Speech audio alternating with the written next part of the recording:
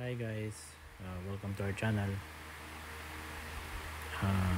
This one is our Gamo brake barrel, which is the Gamo Roadster Gen 2. This is a magazine fed brake barrel.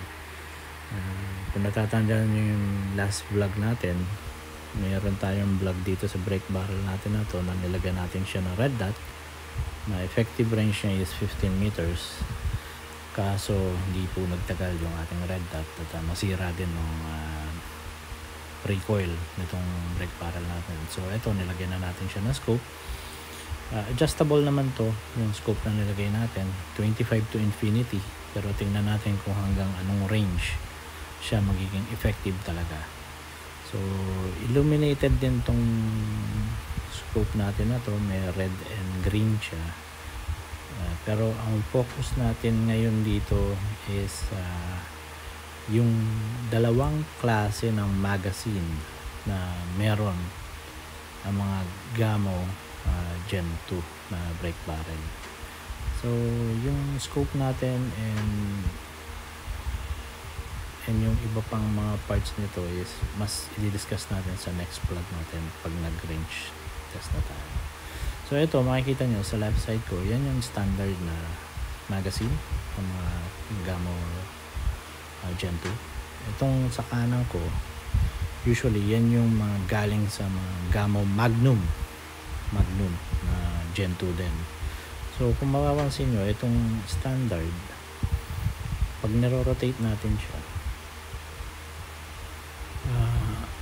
pag lumusot na yung pellet, so meaning pag nagkasana kayo, nag-a-adjust kagad siya, umiikot kagad yan.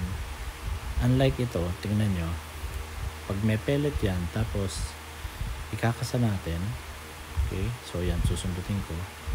Pag yan kinasa natin, mapapansin nyo, butas pa rin, so hindi nag-advance yung magazine. Okay, ang purpose nyan is para maiwasan yung double feeding, yung kasi kadalasan nangyayari kapag may brake barrel ka. Nagkasa ka na, nakalimutan mo, nagkasa ka ulit, so dalawang pellet na yung nakasubo dun sa barrel niya. So delikado rin yun, nakakasira rin yun. Kaya itong mga ganitong magazine, mas advantageous to. So suggest ko sa inyo is kung may brake barrel kayo na Gen 2 ng Gamo, try nyo bumili ng inertia magazine. Kaso ano to ang tawag kasi dito sa mga ganitong magazine is inertia driven.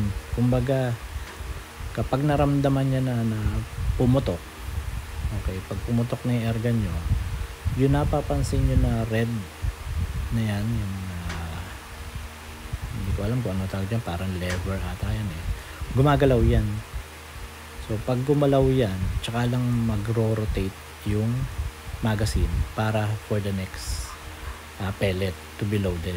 So kung mapapansin nyo habang dinidiscuss ko to sa inyo, yun, talagang hindi siya basta-basta iikot. So anyway, yun lang. Mas maipapakita ko yan sa inyo sa next vlog natin.